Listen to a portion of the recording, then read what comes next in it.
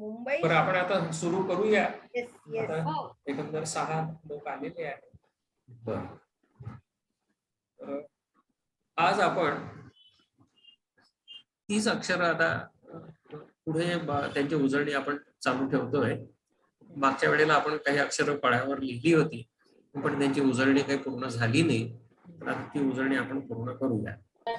आता ह्यापैकी आज जी अक्षरं फळ्यावर लिहिलेली आहेत ती सगळी अरेबिक अक्षरं आहेत. अरेबिक पासून आलेली अक्षरं आहेत आणि त्यांचे उच्चार सुद्धा आपल्या मराठी किंवा हिंदी अक्षरांपेक्षा वेगळे आहेत. तर ते नीट समजून घेतले पाहिजे नवीन विद्यार्थ्यांनी. जुन्या विद्यार्थ्यांना माहिती आहेत ते उच्चार कसे करायचे ते. पण पुन्हा एकदा मी उजळणी म्हणून सांगतो.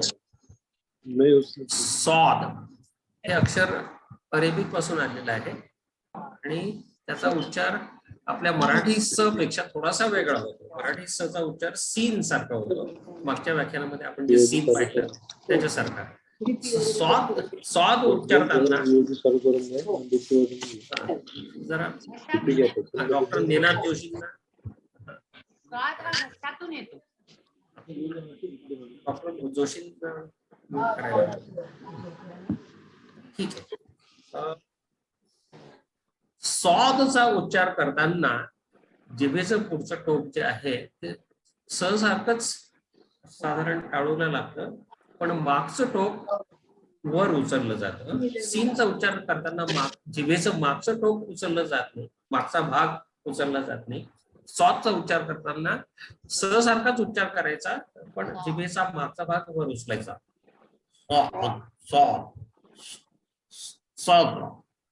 सादिक घशातून आवाज काढायचा. घशातून नाहीये, हा हलकचा आवाज नाहीये पण जिभेचं मागचं टोक जे आहे ते वरच्या मोलर्स कडे उचललं गेलं पाहिजे.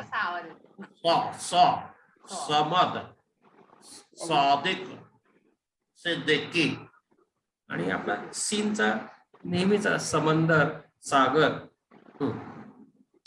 सुरत मध्ये पण हा स्वाद आलेला आहे. आता स्वादने सुरू होणारे काही शब्द सेहत मध्ये पण स्वादच आलेला आहे सर. हा सेहत हो आणि त्याच्यामध्ये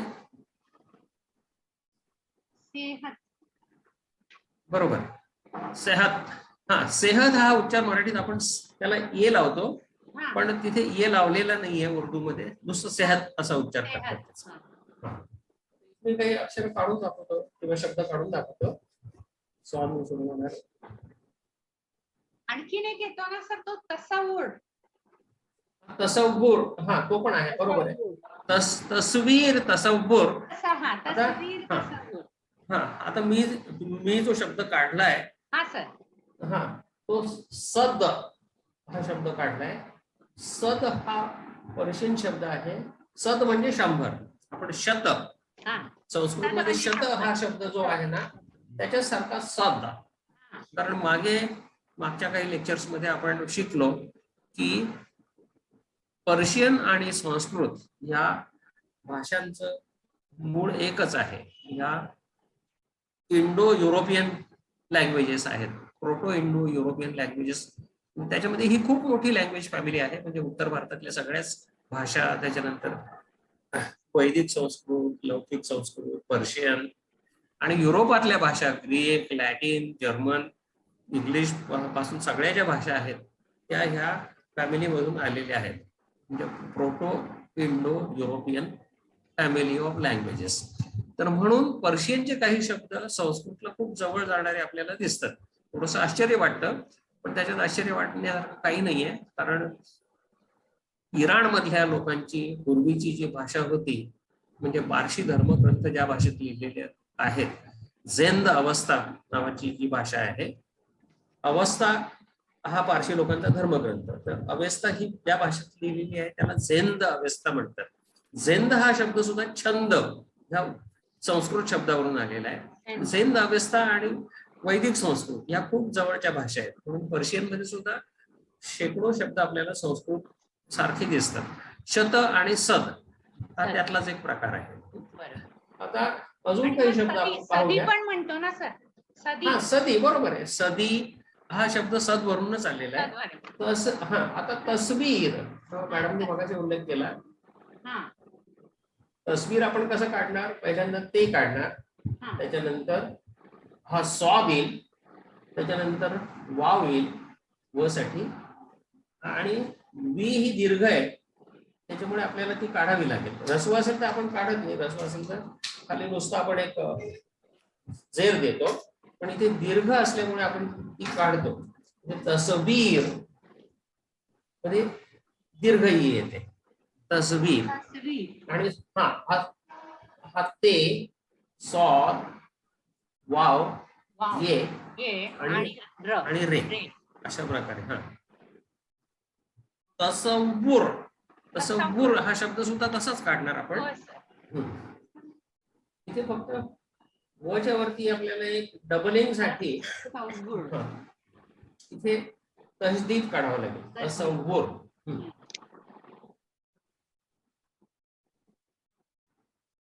हा झाला तसव्वुर.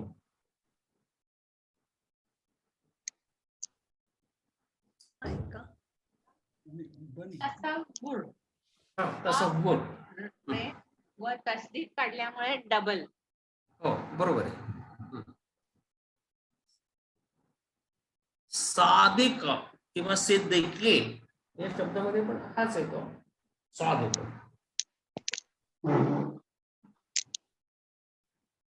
सादिक, सादिक म्हणजे विश्वासपात्र मित्र अशा अर्थाने वापरतात. आणि सिद्दीकी हे आडनाव जे येतं मुस्लिम लोकांमध्ये ते ह्याच्यावरूनच आलेलं आहे.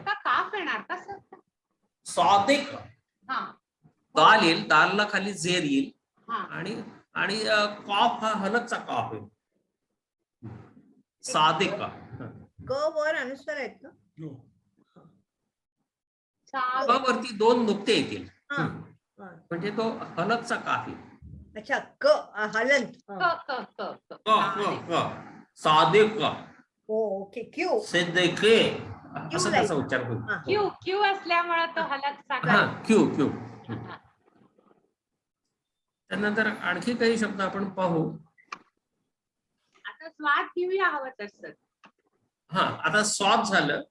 सूरत हा नेहमीचा आपल्या परिचयाचा शब्द. सूरत आपण लिहिलो ना.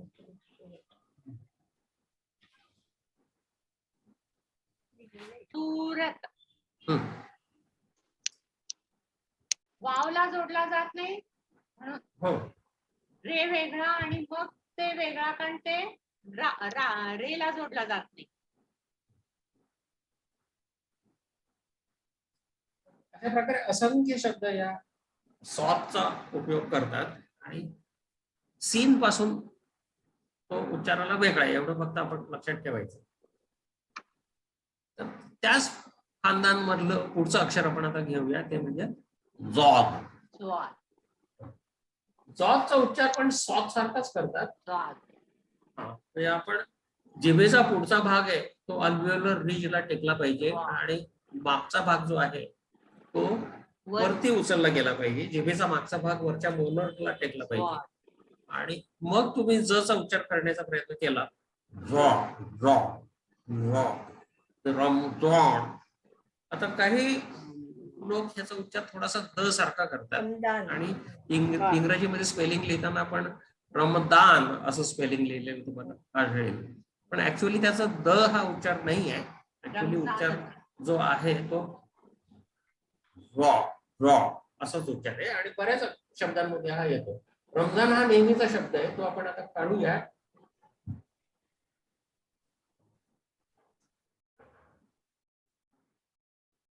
हा रमजान पवित्र महिन्यात अशा प्रकारे लिहितात. त्याच्यानंतर जिद. जिद म्हणजे हट्ट करणे, जिद्दी किंवा हट्टी माणूस आपण ज्याला म्हणतो, जिद. हा जिद सुद्धा याच्यामध्ये सुद्धा हाच शब्द हेच अक्षर वापरलेले, जॉद, जिद.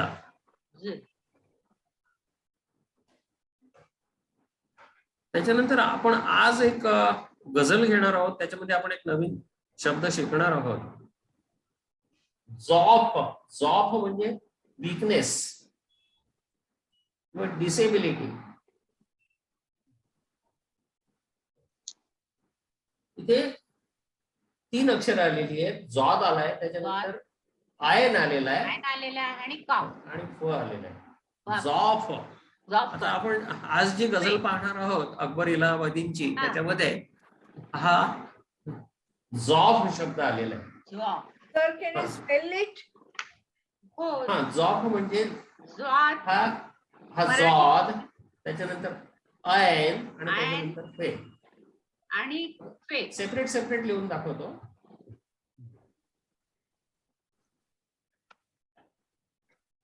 जॉद, जॉब अँड आयन आणि फे. आणि फे. आयनचं स्वरूप बदललंय, तो शब्दाच्या मध्ये आल्यामुळे नेहमी आणि हा उलटा ट्रायंगल झालेला आहे त्याचा. इब्तिदाई बदलतं, दरम्यानी बदलतं आणि शेवटचं पण बदलतं. हो. आता आणखी एक नेहमीच्या परिचयाचा शब्द म्हणजे मजबूत. त्याच्यामध्ये पण हा जॉब वापरला जातो. मजबूत कसा लिहिणार आपण? हा. त्याच्यानंतर जॉब काढायचा, त्याच्यानंतर बे, आणि शेवटचा जो त आहे तिथे आपण आपला साधा त नाही वापरायचा, तिथे तोय वापरायचा. तोय वापरायचा. हो हो हो. मजबूत. हा, इथे आपल्याला अजून एक वाव लावावा लागेल. मजबूत.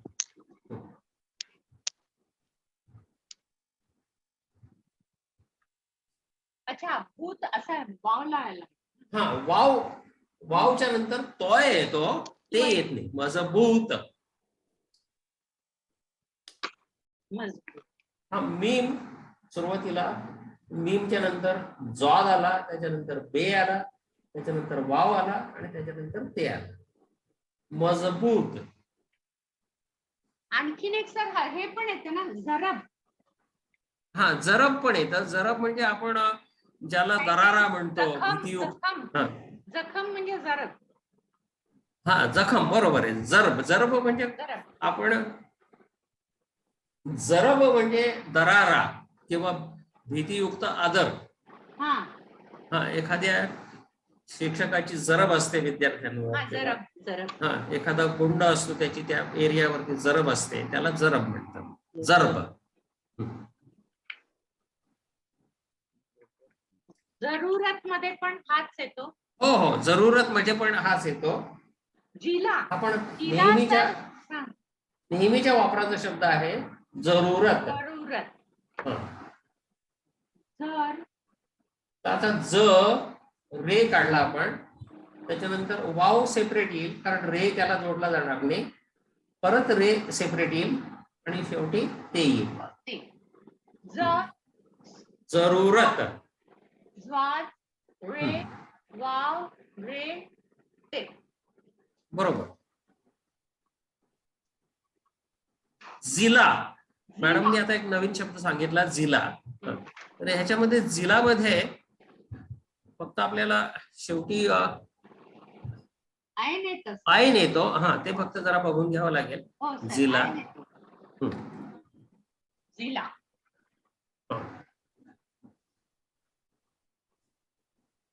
जिंदगी.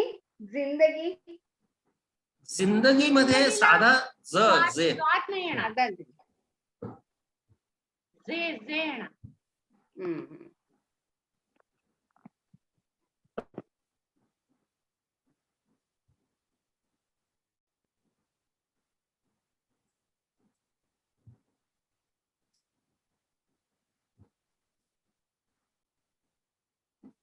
तर जिला असंच लिहितात ना. हा, जिल अ, त्याच्यामध्ये शेवटी आयन काढलेला आहे. हा, ला आणि शेवटचा ऍन. हे ऍन तर लक्षात तिथे ठेवायचं असा तिथे येतो. आलेप लावायचं नाही. आपण मराठीमध्ये आ जरी उच्चार करतो हा. तरी तिथे हा आयन लावायचं आहे शेवटी, ते लक्षात ठेवायचं. आणि anyway आपण ऍन पुन्हा अजून बघणारच आहोत, त्याच्यात पण कदाचित हा जिला असेल. पण हो हो तिला हो. शेवटी जेव्हा येतो तर त्याचा कनेक्टर हात असा वळतो खाली. फक्त मी त्याचं स्पेलिंग जरा कन्फर्म करून घेतो. हेच आहे सर स्पेलिंग. हो. स्वाद. मराठीमध्ये आपण जिल्हा म्हणून जो शब्द वापरतो, जिल्हा, तो जिला उर्दूमध्ये अशा प्रकारे मॅडमने आता काढून दाखवलेला आहे, त्या प्रकारे लिहितात. जॉब काढायचा, जॉबच्या नंतर लांब, लांब आणि लांबच्या नंतर ऐन. जॉब, लांब आणि ऐन. अँड शेवटी आला तर असा असतो, हो, सुरुवातीला आला त्याचं तर ऐनचं स्वरूप बदलतं. हा बदलतं. शब्दाच्या शेवटी आल्यामुळे असा त्याचं दिसतो, स्वरूप मध्ये बदलले. असेल तर असा दिसतो. तर आणि जिल्हा, हा तहसील. आता तालुक्याला जो तहसील नावाचा शब्द वापरतात तो सुद्धा उर्दूमध्ये अरेबिक वरूनच आलेला आहे, तहसील. त्याचं फक्त स्पेलिंग तिथे बडी हे लावले का छोटी. कसं तहसीलचं नाही, ते आता नाही, तहसील मध्ये सुरुवातीला साधा ते येईल, पण तहसील मध्ये पुढे शेवटी काय येतं ते जरा चेक करावं लागेल मला.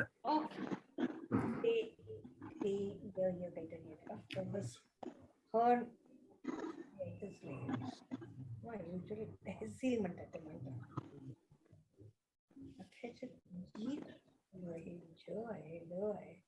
हे का नंतर आलं? जिला जिला तहसील मध्ये बडी हे आणि स्वाद आलेला आहे. स्वाद आहे का सर?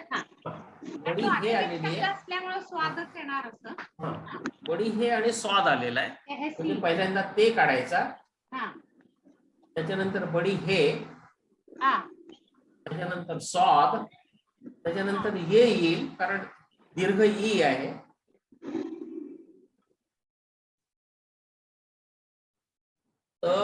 ह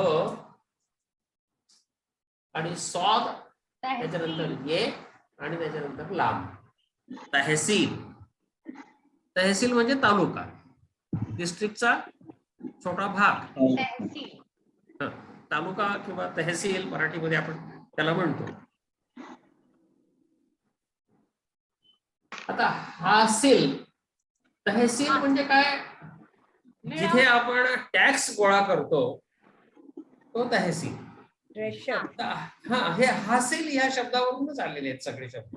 हासिल म्हणजे हासिल करणे म्हणजे काय? गोळा करणे. म्हणजे कर ज्या भागामधून गोळा होतो तो तहसील. रूट त्याचं हासिल म्हणजे बडी हे, त्याच्यानंतर स्वाद, ये आणि लाभ असं त्याचं रूट आहे. हासिल पण असंच लिहिणार. हासिल,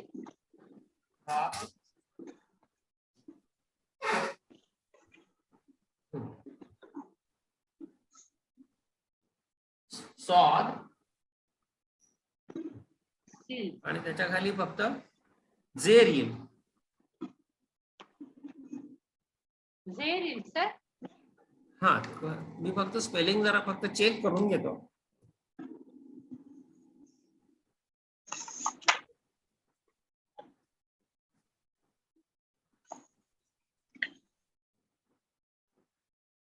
बरोबर आहे, जेर येतोय खाली फक्त.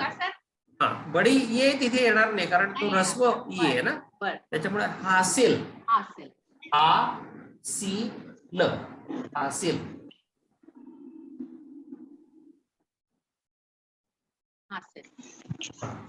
हे झालं स्वाद आणि जॉद विषयी. आता आपण पुढच्या अक्षराकडे वळूया. तोय आणि जोय. आता ही अक्षरं देखील मूळ अरेबिकचीच आहेत, त्याच्यामुळे अरेबिक ओरिजिन असलेल्या शब्दांमध्ये ही अक्षर आपल्याला पाहायला मिळतात. हिंदी किंवा संस्कृत ओरिजिन असलेल्या शब्दांमध्ये ही अक्षरं कधीच दिसणार नाही तुम्हाला. आता ह्याच्यातलं नेहमीचं अक्षर, नेहमीचा शब्द आपल्या वापरात असलेला म्हणजे तौर.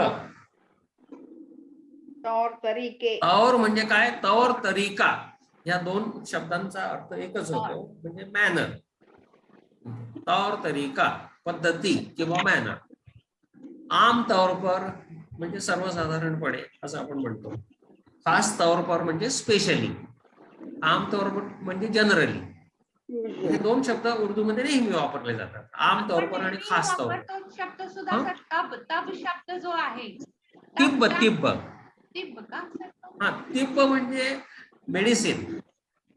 तिब्ब, तिब्ब मध्ये पण हा तोयच येतो. तबीब, तबीब म्हणजे डॉक्टरला तबीब म्हणजे उद्देशून हा तबीब हा शब्द जो वापरतात तिब्ब.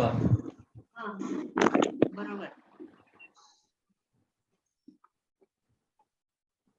बरोबर तिब्ब म्हणजे युनानी मेडिसिन हा मेडिसिन आणि तबीब म्हणजे हकीम. हा त्या मेडिसिनची प्रॅक्टिस करणारा जो असतो त्याला हकीम किंवा हा तबीब म्हणतात. तबीब तबीब कसा लिहिणार ते हा तोच वापरला जाईल.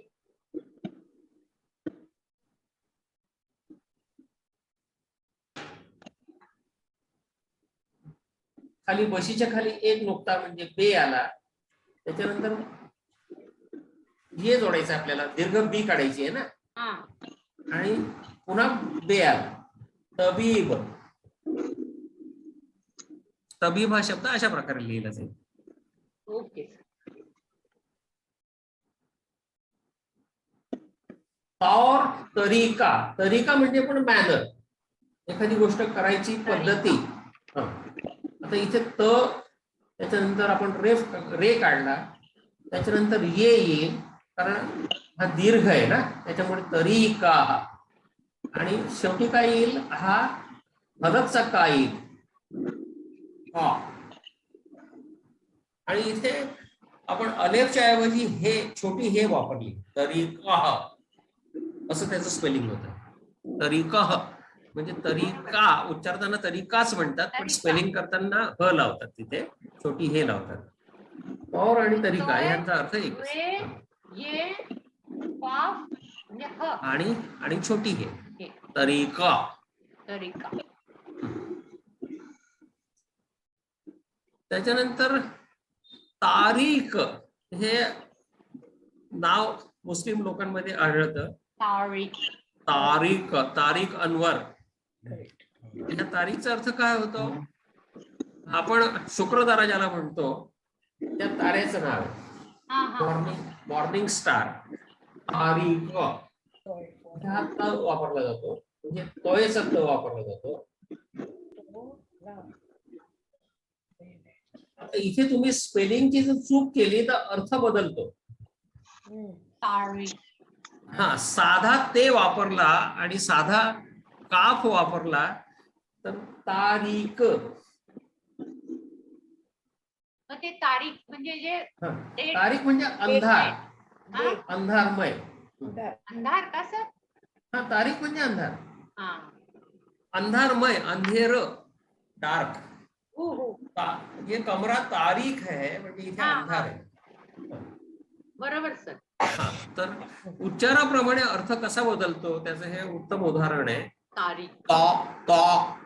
आता तोयचा उच्चार कसा करायचा आपण मागे शिकलेलो आहे. तोयचा उच्चार करताना सुद्धा आपल्याला जिभेचा मागचा भाग जो आहे तो वर उचलायला लागतो. तोय आणि जोय मध्ये आणि त हे आपलं मराठीतलं साधं दंत्य व्यंजन त्याच्यासाठी आपण ते वापरतो, साधा ते वापरतो. आणि हा आणि हा जिभेचा पुढचा भाग, जिभेचा पुढचं टोक हे दातांना न लावता दातांच्या मागची जी अल्व्हेओलर रिज आहे त्याला लावायचं, म्हणजे मग तिचा उच्चार होतो. तुम्ही जर नुसतं जर दातांना जीभ लावली तर दंत्य व्यंजन होतं, त आपण जे मराठीत. आणि त्या मागच्या बाजूला अल्व्हेओलर रिजला जर जीभ लावली तर ते टॉय असं उच्चार होतो. तर हा टॉय नावाचा जो शब्द आहे तारीख, त्याचा उच्चार, त्याचा उपयोग करून हा शुक्र तारा हा शब्द बनवतात. तारीख आणि तारीख असा उच्चार केला तर अंधारमय असा त्याचा अर्थ बदलतो. साधा ते आणि साधा काफ जर वापरला आणि हलकचा काफ आणि तोय जर वापरला तारीख तर त्याचा मॉर्निंग स्टार. मॉर्निंग स्टार किंवा शुक्रतारा.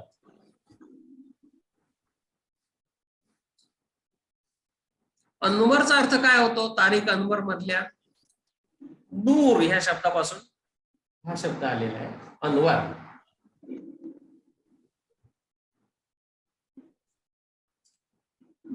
नूर म्हणजे प्रकाश आणि अनवर हे त्याचं सुपरलेटिव्ह आहे, म्हणजे जास्त प्रकाश.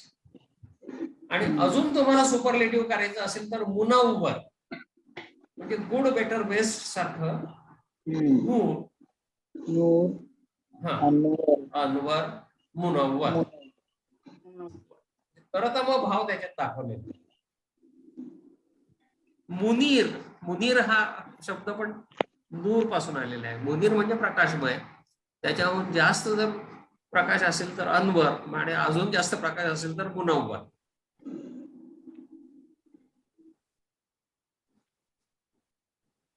तर हे झालं. हा, आणि अजून एक महत्वाचा शब्द म्हणजे ताकद. आपण हा नेहमी वापरतो, ताकद. याच्यामध्ये पण तोय वापरलेला आहे. दोन्हीकडे तोय नाही, दोन्हीकडे तोय नाहीये, शेवटी त आलेला आहे, साधा त आलेला आहे. तर हे लक्षात घ्या, एकाच शब्दामध्ये दोन त वापरले ताकद या शब्दामध्ये. पहिला त जो आहे तो तोय, ताकद.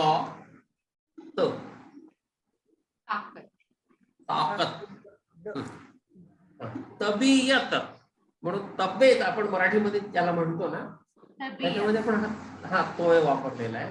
तबियत, तो कसा लिहिणार तबियत? आपण पहिल्यांदा त काढणार, त्याच्यानंतर बेच्या नंतर आपल्याला ये काढावा लागेल, कारण दीर्घ ई आहे ती तबियत. आणि इथे अयन वापरलेला आहे अच्या साठी. हा, इथे य नाही येतो मुळामध्ये, तबियत असं येते, पण मराठीमध्ये आपण उच्चार करताना तब्येत किंवा तबियत असं, हिंदीमध्ये, उर्दूमध्ये सुद्धा तबियत उच्चार करतात, पण स्पेलिंग मध्ये मात्र अयन वापरलेलं आहे, तबियत. हे लक्षात ठेवायचं.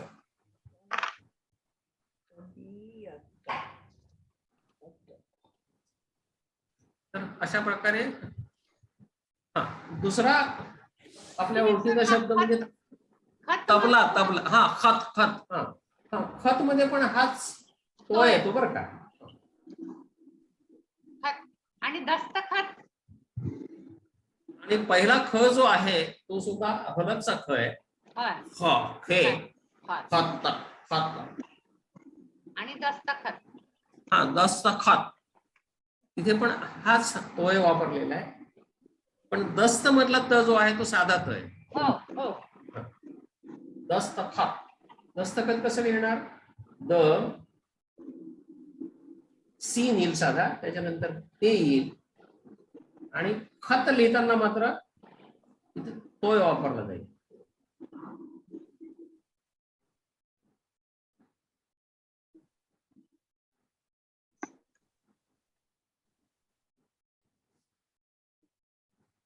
आज आणखी एक अक्षर घेऊ, ते म्हणजे जोय. तोयचाच भावबंद असलेलं हे अक्षर आहे जोय. दस्तखत हे एकत्र मिळून येणार का दस्त वेगळा आणि खत वेगळं लिहायचं? दस्तखत एकत्र लिहिलं तरी चालेल, कारण एकच शब्द येतो दस्तखत. मग एकमेकाला जोडले जातील ते अक्षर.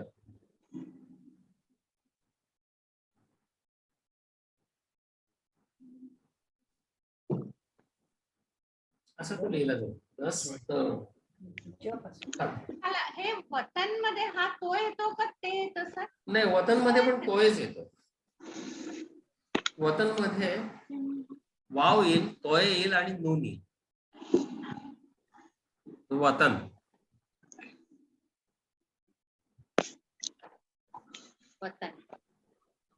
तोयचा एक ऍडव्हान्टेज असा की त्याची हे बदलत नाही, शक्ल रूप बदलत नाहीत. आणि दुसरी गोष्ट म्हणजे सुरुवातीला असेल, मध्ये असेल किंवा शेवटी असेल तसाच राहतो. दोन्ही रूप त्याचं तेच राहतं. सॉरी मॅडम, वतन मध्ये साधा त वापरलाय. हो का सर? मी पण मला ते परत जरा चेक करायला पाहिजे. हाच त आहे. हा, त्यात बघतो मी, कारण एक ठिकाणी साधा त दिसतोय मला. वतन हा खरा म्हणजे तिथलाच शब्द आहे. नाही, आपण आपला एक मिनिट, देश म्हणतो, हिंदीमध्ये आपण हा. देश म्हणतो. जरा मला चेक करायला पाहिजे ते, हा. परत मी बघतो. हा, 1-2 हा. मिनिटं. कारण वतनचे 2 अर्थ पण होत असतील कदाचित. वतन म्हणजे कानून.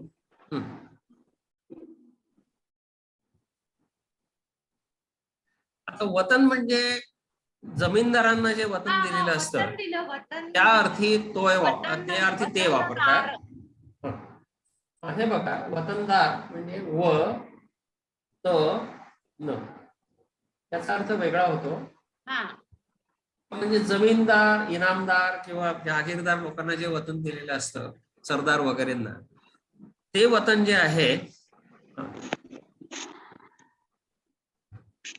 माश जो कदीम जमाने में सरकारी खिदमत के सिले में दिया जाता था. म्हणजे त्याचा अर्थ असा आहे की सरकारी किंवा राजाची सेवा केल्यानंतर जे वतन दिलं जायचं त्याच्यासाठी वतन हा शब्द वापरतात. हा, बक्षीस म्हणून. आणि दुसरा जो वतन आहे म्हणजे देश या अर्थी, तो आता एक मिनिट मी नेक्स्ट मध्ये पाहतो.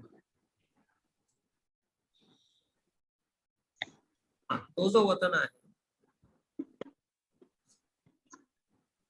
देशच्या अर्थी इथे ते बक्षीस म्हणून जी जागा दिली जाते ते त्याचं राज्य आणि त्याचा देशच होतो. नाही, दोघांचं स्पेलिंग वेगळं आहे. वतन म्हणजे देश, तिथे तोय वापरायचा. हे वतन जे आहे ते म्हणजे सरदार, जमीनदार यांना दिलेलं जे वतन आहे, वतनदार. हा, आणि ह्याचा उच्चार करताना इथे तेचा उच्चार करायचा आणि इथे तोयचा उच्चार करायचा. वतन, वतन म्हणजे देश, आणि वतन, त म्हणजे दंत्य त, आपला साधा त जर म्हटला तर तो आपलं जहागीरदार वगैरे दिलेलं वतन. वतन, वतन. तर अशा प्रकारे स्पेलिंग बदललं की अर्थ बदलतो. बरोबर. आता याची आपण 2 उदाहरणं पाहिली, एक तारीख आणि दुसरं वतन. म्हणून स्पेलिंग हे महत्वाचं आहे आणि त्याचा उच्चार पण योग्य रीतीने करणं महत्वाचं आहे. आता आपण पुढच्या अक्षराकडे वळूया, ते म्हणजे जो आहे. उच्चार महत्वाचा आहे, त्याचा अर्थ तलफ्फुज महत्वाचा आहे. हा, तलफ्फुज म्हणजे उच्चार. आता जोय हा, हे अक्षर सुद्धा जे पासून त्याचा उच्चार वेगळा आहे. 5 प्रकारचे ज एकंदर उर्दू मध्ये आहेत, आपण पाहिलं. म्हणजे जे वेगळा, 3 नुक्तेवाला जे वेगळा, जाल वेगळा, जोय वेगळा आणि जॉद वेगळा, असे 5 प्रकारचे एकंदर ज आहेत.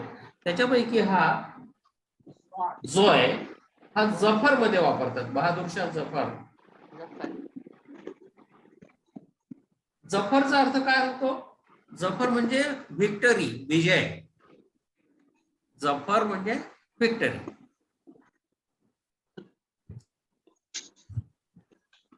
त्याचप्रमाणे हिफ्ज किंवा हिफाजत म्हणजे सुरक्षा या अर्थी सुद्धा वापरला जातो. हिफ्जचे 2 अर्थ होतात. हिफ्ज म्हणजे मेमरी आणि हिफाजत म्हणजे सुरक्षा. हाफिज, हाफिजचा अर्थ काय होतो? हाफिज म्हणजे कुराण ज्याला संपूर्ण पाठ आहे त्याला हाफिज म्हणतात. आणि हाफिजचा दुसरा अर्थ संरक्षण करणारा, संरक्षक असाही अर्थ होतो. दोघांचं स्पेलिंग एकच आहे. तर हिफाजत मध्ये मग आता बडी हे लिहायचं का? हो, बडी हे लिहायचं. ही पा हा जोय काढायचा आणि शेवटी ते येईल. हे झालं हिफाजत.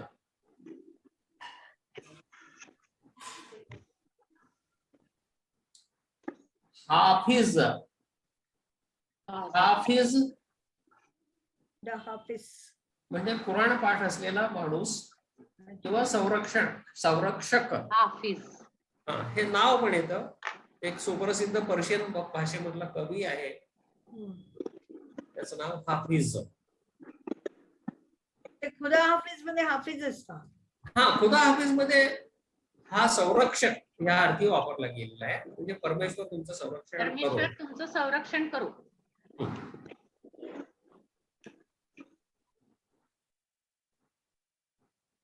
जुल्म, जुलूम आपण मराठीत जे म्हणतो, जालिम, जुल्म, त्याच्यामध्ये पण हाच जोय वापरलेला आहे.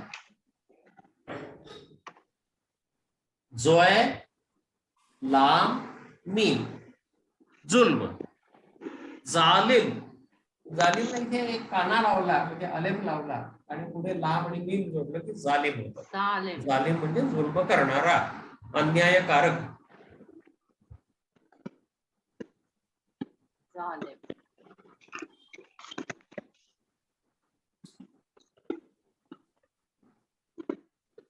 चालेल. तर अशा प्रकारे ज या अक्षराचा, जो आहे या अक्षराचा बऱ्याच शब्दांमध्ये उर्दूमध्ये वापर होतो.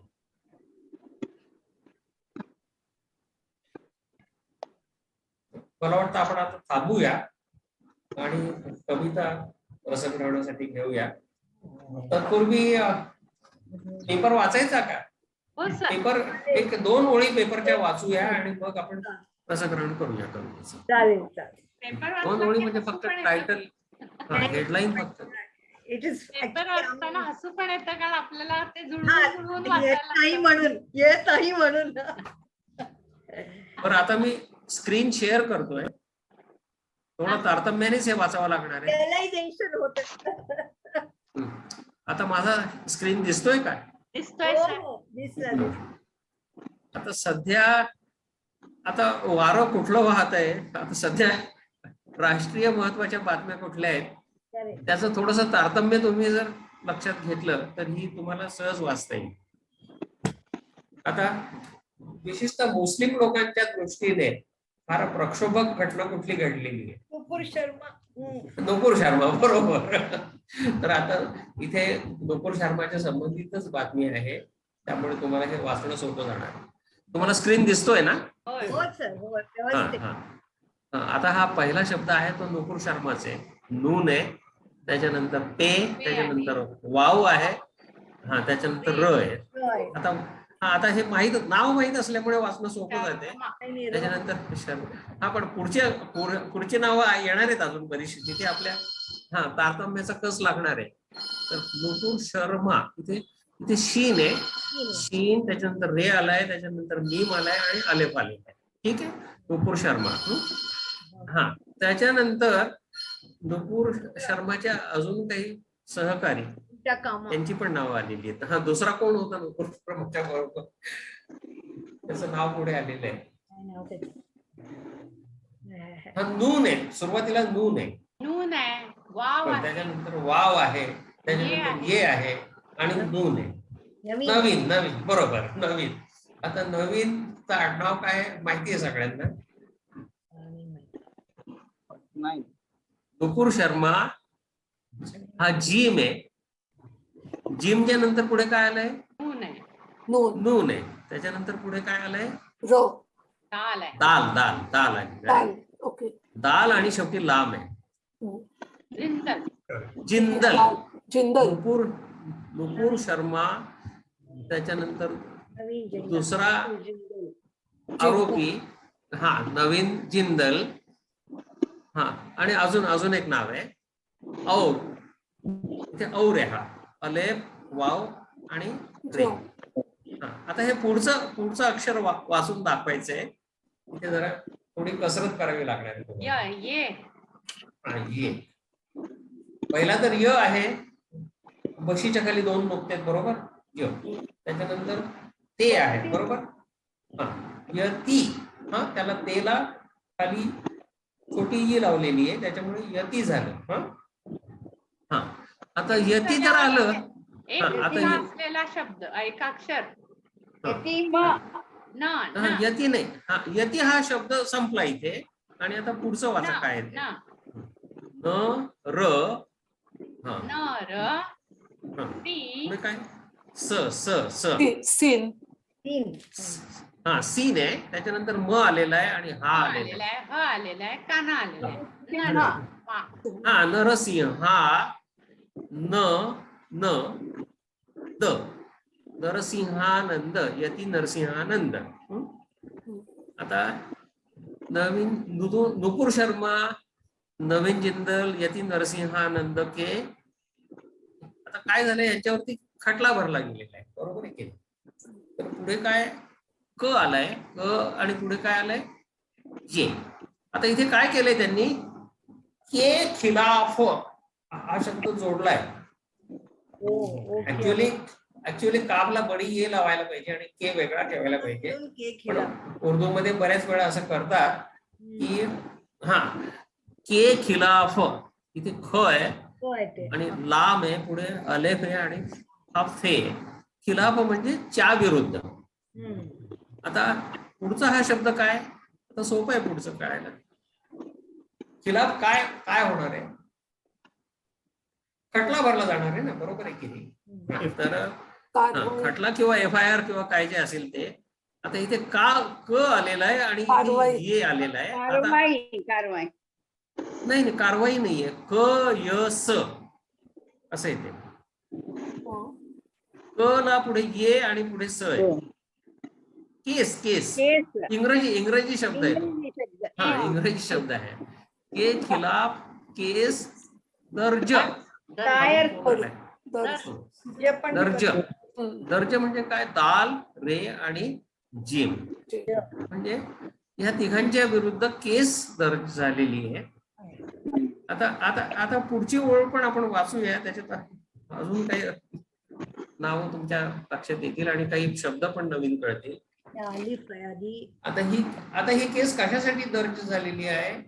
आता हा शब्द थोडा कठीण आहे, मी तुम्हाला वाचून दाखवतो. इश्त आल अंगेज तकारीर. इश्त आल म्हणजे प्रक्षोभक, इश्त आल अंगेज म्हणजे प्रक्षोभक म्हणजे प्रोव्होकेटिव्ह. धार्मिक भावना भडकावणारं वगैरे जे असतं त्याला इश्त आल अंगेज. तकरीर म्हणजे भाषण, तकरीरचं अनेक वचन तकारीर म्हणजे भाषण. म्हणजे थोडक्यात धार्मिक भावना भडकावणारी भाषणं यांनी केली म्हणून त्यांच्या विरुद्ध केस झालेली आहे. हा इश्तियाल अंगेज तकारीर के खिलाफ. हा आता हे गावाचं नाव आहे.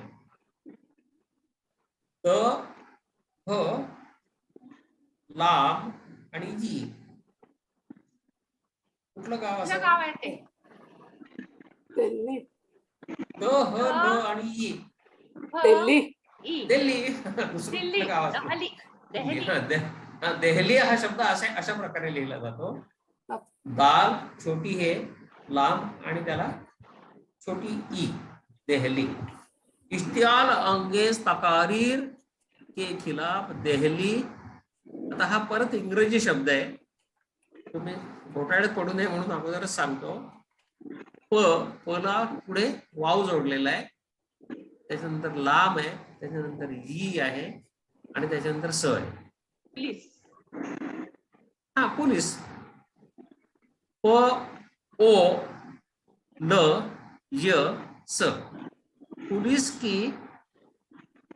आता पोलीस काय करतो कोणावरती, FIR दाखल करतं ना, त्याच्यामुळे पुढचा जो शब्द आहे कारवाई नाही, FIR आहे तो.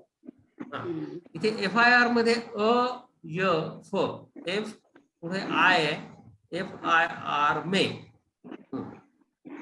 अजून काही मंडळींची नावं आलेली आहेत, ही सगळी नावच आहेत. ही नावं बघा वाचता येत आहेत का? पूजा का? हा पूजा. पूजा पूजा शकुन पांडे असं ते नाव आहे. त्याच्यानंतर काही मुस्लिम पण आहेत, त्यांच्यावर पण खटले भरले गेलेले आहेत, त्यांची पण नावं पुढे आलेली आहेत. आता हे नेहमीच आपल्या वाचनात येणार मुस्लिम प्रक्षोभक वक्तव्य करणारा कोण माणूस आहे? हा बरोबर बरोबर, त्याच्या विरुद्ध पण खटला भरला गेलेला आहे, त्याचंही नाव आलेलं आहे. पूजा शकुन पांडे. त्याच्यानंतर हा, इथे आता हे जे पुढचं नाव आहे ते ओएसीचं नाव आहे. द. आता इथे अल दीन काढलेला आहे. हा, असदुद्दीन ओवेसी, त्याच्यावर पण FIR दाखल झालेला आहे. आता इथे एक महत्वाची गोष्ट म्हणजे लिहिताना असद अल दीन असं लिहितात. असदचा अर्थ काय होतो? असद म्हणजे टायगर किंवा वाघ. असद हे गालिबचं पण प्रॉपर नाव होतं पूर्वी, त्याने नंतर मग असदचं बदलून गालिब केलं. असद म्हणजे टायगर. असद अल दीन.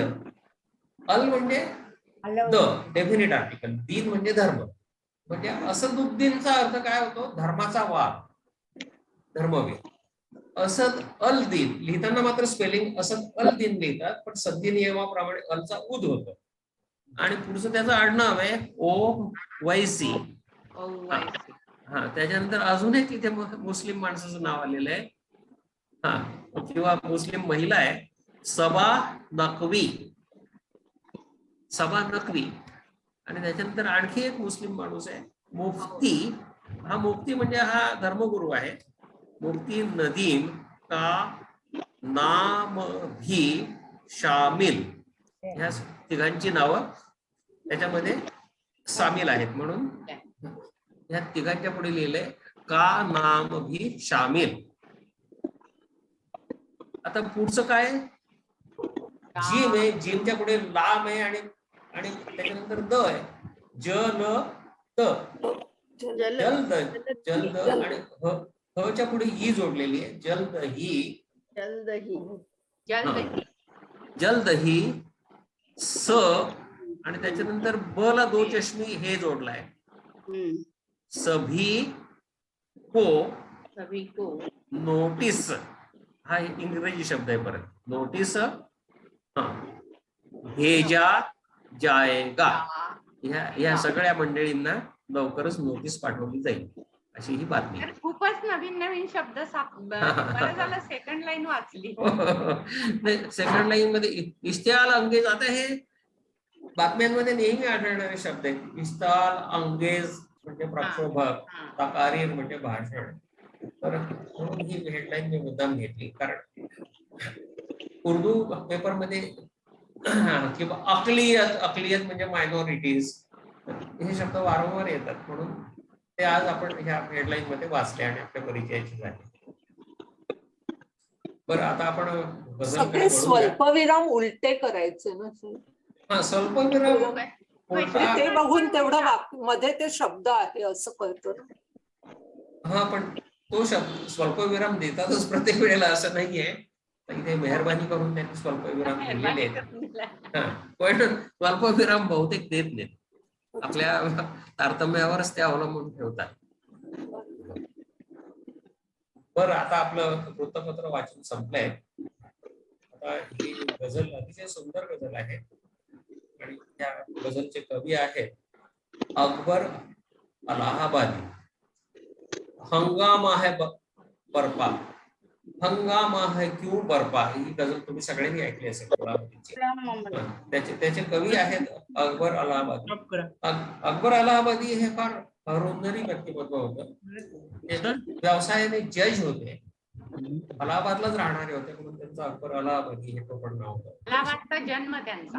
अलाहाबादचा जन्म. माहितीये ना, अलीकडे काय केलं ह्या लोकांनी, सगळ्याच ट्रान्सलेशन केलं तर अकबर त्यांचं हे करून टाकलं. अकबर प्रयागराज. हो. कवींचं नाव पण अकबर प्रयागराजी बनवलंय, पण उर्दू वेबसाईट वरती ते अजून अलाहाबादीच आहेत. अलाहाबादी म्हणूनच सगळेजण ओळखतात. नाही, मग नंतर बदललं त्यांनी पण नाही, नंतर बराच प्रोटेस्ट वगैरे झाला, त्याच्यानंतर ते बदललं. तर हे अकबर अलाहाबादी. तर स्क्रीन काढा ना प्लीज. शेअर करायचं कॅन्सल करायचं, थांबवा. शेअर थांबू का? हो हो, आता तुमचं तोंड दिसलं पाहिजे ना, तुम्ही सांगणार आहे गझल म्हटल्यावर. बरं, ठीक आहे. बरं, आता हे शेअर, हे उर्दू अक्षर तुम्हाला वाचता येत आहेत का? दुनिया में हूँ, दुनिया का तलबगार नहीं हूँ. अच्छा, ते दिसतोय का? नाही सर, ते नाही, तुमचा अजून पेपरच दिसतो इथे. बरं, स्टॉप शेअरिंग करतो मी आता. दुनिया में हूँ दुनिया का तलबगार नहीं हूँ। दुनिया में हूँ दुनिया का तलबदार नहीं हूँ। हाँ, दुनिया में हूँ। हाँ, हाँ. बाजार में आता ही अतिशय खरीदार सुंदर नहीं. अर्थाची गझल आहे, फिलॉसॉफिकल गझल आहे आणि ही गायली आहे स्वतः के.एल. सायगलनी. म्हणजे जुनी गझल आहे, खूप प्रायव्हेट अल्बम आहे, कुठल्या पिक्चर मध्ये वगैरे नाही आलेली. आणि सायकलचा स्वर्गीय आवाज त्याला लाभलेला आहे. युट्यूब वरती जाऊन नक्की ऐका नंतर ही गझल.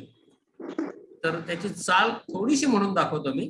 दुनिया में हूँ दुनिया का तलबगार नहीं हूँ, बाजार से गुजरा हूँ खरीदार नहीं हूँ.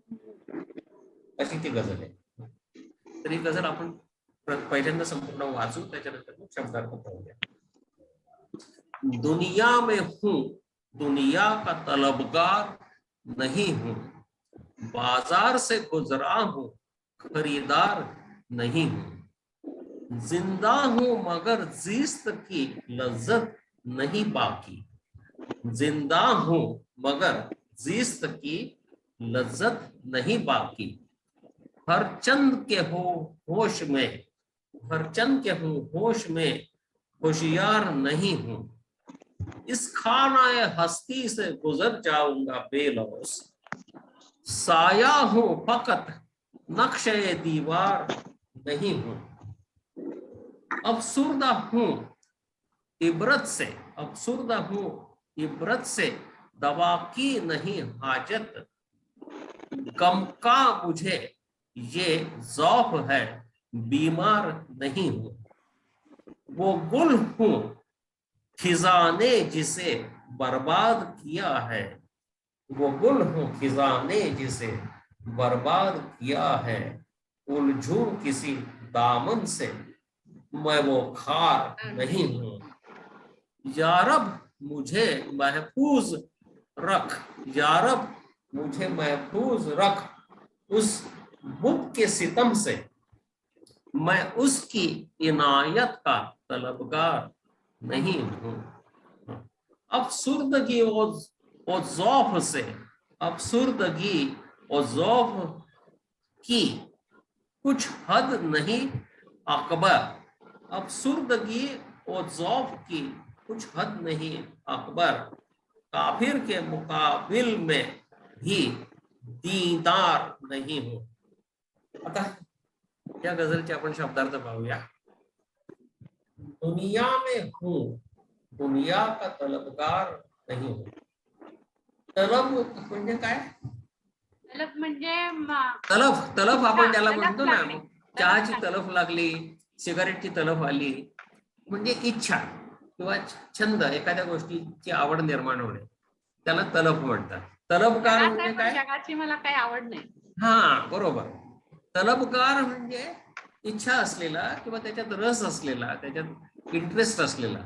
मी जगामध्ये तर आहे, दुनिया में हूँ दुनिया का तलबगार नहीं हूँ, म्हणजे जगामध्ये मी आहे, अस्तित्व आहे, माझं शारीरिक अस्तित्व आहे, पण जगाची मला काही आवड राहिली नाहीये, जगामध्ये काही इंटरेस्ट राहिलेला नाही, असं कवी म्हणतोय. दुनिया में हूँ दुनिया का तलबगार नहीं हूँ, बाजार से गुजरा हूँ खरीदार नहीं. शॉपिंग करतोय मी, बाजारात फिरतोय, पण मला कुठलीही गोष्ट विकत घेण्यामध्ये काही इंटरेस्ट नाही. बाजार से गुजरा हूँ खरीदार नहीं, जिंदा हूं मगर जीस्त की लज्जत नहीं बाकी. जिवंत तर आहे. आता लज्जत म्हणजे काय? लज्जत म्हणजे आवड. पण लिज्जत पापड, हा, लज्जत किंवा खाण्याची लज्जत म्हणजे चव, त्याला म्हणतो आपण. जीस्त म्हणजे जीवन, जिंदगी. जिंदा हूं मगर जीस्त की लज्जत नहीं बाकी, हरचंद के, हरचंद म्हणजे जरी, म्हणजे हा, ऑल्दो असं इंग्रजीत म्हणतात. जरी जरी हरचंद के हो होश में, जरी मी शुद्धीवर आहे, हरचंद के हो होश में होशियार नहीं हो. होशियार म्हणजे काय? सतर्क किंवा अलर्ट. हा, म्हणजे मी शुद्धीवर आहे, परंतु मला काही जगामध्ये फारसा रस राहिलेला नाही, इंटरेस्ट राहिलेला नाहीये, त्याच्यामुळे मी काही जगाच्या कुठल्या गोष्टीकडे लक्ष देत नाही असं त्याचा अर्थ होतो. हरचंद के हूँ होश में होशियार नहीं हूँ, इस खानाए हस्ती से गुजर जाऊंगा बेलौस. खाना म्हणजे काय? घर. खाना म्हणजे आपलं हिंदी मधला जो खाना आहे त्याला हा बडी खे वापरत नाही. खाना हा हलकचा ख इथे वापरलाय आणि पुढे नून आणि त्याला हे जोडलेलं आहे. खाना, दवाखाना या अर्थी जो घर म्हणून शब्द वापरतात किंवा इमारत म्हणून शब्द वापरतात त्या अर्थी इथे खाना हा शब्द वापरलाय. खानाय हस्ती, हस्ती म्हणजे अस्तित्व. आता हा पर्शियन शब्द आहे पण संस्कृतची साम्य असलेला आहे. मगाशी मी बोललो की बरेचसे शब्द संस्कृत आणि पर्शियन मध्ये सारखे दिसतात. त्याचं कारण दोघी एकाच रूपने आलेले आहेत. अस्तित्व आणि हस्ती हे दोन्ही शब्द एकाच अर्थाने वापरले जातात. खानाय हस्ती म्हणजे काय? अस्तित्वाची इमारत म्हणजे जग. इस खानाय हस्ती से गुजर जाऊंगा, मी ह्या अस्तित्वाच्या इमारतीतून बाहेर निघून जाईन. बेलौस, लौस म्हणजे काय? डाग म्हणजे किंवा एखाद्याचं काही एखाद्या गोष्टीचा आपल्याला काही संपर्क झाला तर त्याचा आपल्यावर डाग उमटतो किंवा त्याचं काही चिन्ह आपल्या शरीरावर उमटतं, त्याला डाग किंवा लॉस म्हणतात. मी या जगातून कुठल्याही प्रकारे डाग निर्माण न होता निघून जाईल, म्हणजे बेदाग ज्याला म्हणतात, किंवा अलिप्त राहणं जगापासून. मी ह्या जगाच्या इमारतीतून निघून जाईन अगदी अलिप्तपणे, कुठलाही लेप माझ्यावरती न लागता. इस खानाए हस्ती से गुजर जाऊंगा बेलौस, साया हो फकत नक्शे दीवार नहीं हो. मी कोण आहे? तरी मी एक सावली आहे फक्त. साया हो फकत नक्षे दीवार, नक्ष म्हणजे काय? काहीतरी लिहिलेलं, भिंतीवर लिहिलेला लेख नाहीये की जो कायम राहील. मी फक्त एक सावली आहे जी येते आणि जाते. म्हणजे माझं अस्तित्व आहे क्षणिक आहे थोडक्यामध्ये. साया हो फकत नक्षे दीवार नाही हो, म्हणजे कायम जे लिहिलेलं लोकांना वाचता येईल असं काही शिलालेख मी नाही आहे. मी फक्त एक सावली आहे. अफसुर्दा हूँ इब्रत से, अफसुर्दा म्हणजे दुःखी असलेला. अफसुर्दगी म्हणजे दुःख किंवा मनस्थिती चांगली नसते त्याला अफसुर्दगी म्हणतात. अफसुर्दा हूँ इब्रत से, इब्रत म्हणजे काय? तुमच्या वाईट शिक्षा शिक्षा शिक्षा किंवा तुम्हाला मिळालेली तुमच्या कुकर्माबद्दल लोक तुमची निंदा करतात त्याला इब्रत म्हणतात. म्हणजे अफसुर्दा हूँ इब्रत से म्हणजे माझी जी नाचक्की झालेली आहे, बदनामी किंवा निंदा झालेली आहे किंवा मला जी शिक्षा मिळाली त्याच्यामुळे मी दुःखी झालेलो आहे. अफसुर्दा हूँ इब्रत से दवा की नहीं हाजत, दवा म्हणजे मेडिसिन, हाजत म्हणजे गरज किंवा रिक्वायरमेंट. म्हणजे मला काही शारीरिक दुखणं झालेलं नाहीये, फक्त लोकांच्या निंदेमुळे, लोकांनी माझ्या विरुद्ध बदनामीकारक उद्गार काढल्यामुळे माझी प्रकृती जी आहे किंवा मनस्थिती आहे ती चांगली नाहीये. अफसुर्दा हूँ, मला औषधाची गरज नाही. अफसुर्दा हूँ इब्रत से दवा की नहीं हाजत, गम का मुझे ये ज़ौफ है. गम म्हणजे दुःख. आता जॉब हा शब्द आपण मराठीत आपण मगाशी वापरला, इथे आपण जॉ देतो म्हणून लिहून दाखवलं फळ्यावरती. जॉब म्हणजे वीकनेस किंवा डिसेबिलिटी. गम का मुझे ये ज़ौफ है, बीमार नहीं हूं, मला कुठलाही शारीरिक आजार झालेला नाहीये. दुःखामुळे माझी ही शारीरिक परिस्थिती अशी दुर्बल झालेली आहे किंवा मला प्रचंड थकवा आलेला आहे. अफसुर्दा हूँ इब्रत से दवा की नहीं हाजत, गम का मुझे ये ज़ौफ है, बीमार नहीं हूँ. पुढचा शेर अतिशय सुंदर आहे. वो गुल हूँ म्हणजे आजार कसं, ज़ौफ म्हणजे डिसेबिलिटी, वीकनेस, डेबिलिटी या अर्थी ज़ौफ वापरतात. वो गुल हूँ, आता हा शेर पहा किती सुंदर आहे. वो गुल हूँ खिजाने जिसे बर्बाद किया है, मी एक फूल आहे ज्याला, खिजा म्हणजे पानगळीचा ऋतू किंवा ज्याला आपण शिशिर ऋतू म्हणतो त्याला खिजा म्हणतात. झाडांची पानं गळून पडतात. वो गुल हूँ खिजा ने जिसे बर्बाद किया है, उलझूं किसी दामन से मैं वो खार नाही हूँ. कुठल्या पदराला अडकून राहील असा मी काटा नाही. दामन म्हणजे पदर आणि खार म्हणजे काटा. म्हणजे मी कोण आहे? मी एक फूल आहे ज्याला पानगळीच्या ऋतूने किंवा शिशिर ऋतूने बर्बाद केलेला आहे. आणि कुठल्या सांसारिक वस्तूमध्ये किंवा कुठल्या मोहामध्ये मी अडकून राहील असा मी काटा नाही, असं हा शायर म्हणतोय. पुढचा शेर अतिशय सुंदर आहे. यारब मुझे महफूज रख उस बुत के सितम से. यारब म्हणजे परमेश्वराला उद्देशून या रब असे दोन शब्द आहेत. या म्हणजे अरे, या अर्थी अरेबिक मध्ये वापरलं जातं, अहो किंवा अरे. रब म्हणजे परमेश्वर. या रब, या अल्लाह, या अली, या रब या तिघांचे अर्थ एकच होतात. यारब मुझे महफूज रख. महफूज मगाशी आपण हा जोय मध्ये वापरलं हिफाजत, त्याच्यावरूनच महफूज म्हणजे सुरक्षित. यारब मुझे महफूज रख उस बुत के सितम से. बुत म्हणजे मूर्ती. इथे हा शब्द प्रेमिकेला उद्देशून वापरलेला आहे. प्रेमिका ही अतिशय सुंदर असते एखाद्या मूर्तीप्रमाणे, म्हणून तिला बुत हा शब्द वापरतात. तर यारब मुझे महफूज रख उस बुत के सितम से. सितम म्हणजे जुलूम, अन्याय. तर परमेश्वरा मला त्या सुंदर मूर्तीच्या अन्यायापासून सुरक्षित ठेव. मैं उसकी इनायत का तलबगार नहीं हूं. इनायत म्हणजे कृपा किंवा कृपा दृष्टी. तिने माझ्यावर काही कृपा करावी अशी मला मुळीच इच्छा नाही आहे, आणि तिने माझ्याकडे पाहूही नये, आणि तिने माझ्यावर जुलुमी करू नये. म्हणजे भीक नको पण कुत्रावर, असा थोडक्यामध्ये तो प्रकार आहे की भले तिची माझ्यावर कृपा झाली नाही तरी चालेल, परंतु तिच्यापासून होणाऱ्या जुलमांपासून माझं संरक्षण कर, असं तो परमेश्वराला विनंती करतोय. यारब मुझे महफूज रख उस बुत के सितम से मैं उसकी इनायत का तलबगार नहीं हूं. अफसुर्द की वो ज़ौफ की. आता इथे पुन्हा ज़ौफ हा शब्द वापरला. अफसुर्द की म्हणजे दुःख, मानसिक पीडा. अफसुर्द की वो ज़ौफ की कुछ हद नहीं अकबर. अकबर इथे शायरने स्वतःचं नाव गुंफलेलं आहे. हा मक्ता आहे म्हणजे गझलचा शेवटचा शेर आहे. अफसुर्दगी वो ज़ौफ की कुछ हद नहीं अकबर, काफिर के मुकाबिल में भी दीदार नहीं हो. काफिर म्हणजे नास्तिक, इस्लाम न पाळणारा. म्हणजे काफिरच्या शेजारी मला जर उभं केलं, मुकाबिल म्हणजे समोर, तर काफिर सुद्धा माझ्यापेक्षा जास्त धार्मिक ठरेल, असं इथे शायर म्हणतोय.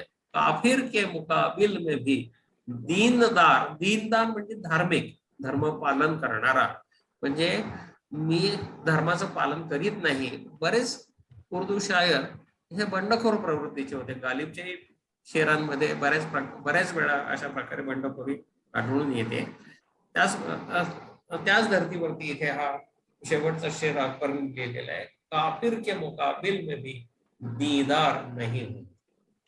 पुन्हा शेर एकदा वाचूया आपण आणि मग आपण समारोप करूया आजच्या व्याख्यानाचा. दुनिया में हो दुनिया का तलबगार नहीं, बाजार से गुजरा हूं खरीदार नहीं. जिंदा हूं मगर जीस्त की लज्जत नहीं बाकी, हर चंद के हूं होश में होशियार नहीं हूं. इस खानाए हस्ती से गुजर जाऊंगा बेहोश, साया हूं फकत नक्शे दीवार नहीं हूं. अफसुर्दा हूं इबरत से दवा की नहीं हाजत, गम का मुझे ये ज़ौक़ है बीमार नहीं हूं. वो गुल हो फिजा ने जिसे बर्बाद किया है, उलझूं किसी दामन में वो मैं खार नहीं हूं. मैं उसकी इनायत का, हाँ, यारब मुझे महफूज रख उस बुत के सितम से मैं उसकी इनायत का तलबगार नहीं हूं.